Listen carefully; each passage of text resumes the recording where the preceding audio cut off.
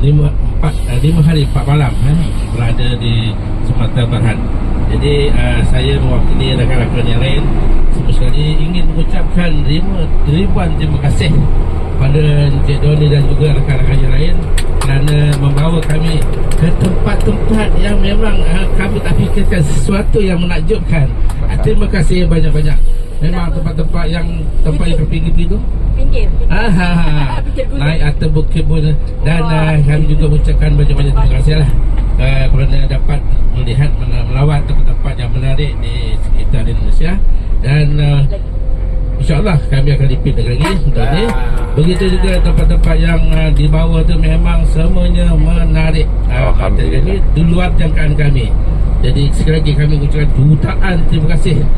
Begitu juga pada driver yang sudi cepat memandu dengan tenang, sabar mengerti semua mesti, dan sudi melayan kelenah kami nak sana kemari, tunggu kami kalau kami ingin buang air berhenti sebagainya. Jadi kami ucapkan terima kasih lah pada Doni dan juga rakan-rakan lain. InsyaAllah ada masa labang kita jumpa lagi insyaAllah. Assalamualaikum warahmatullahi wabarakatuh. Waalaikumsalam.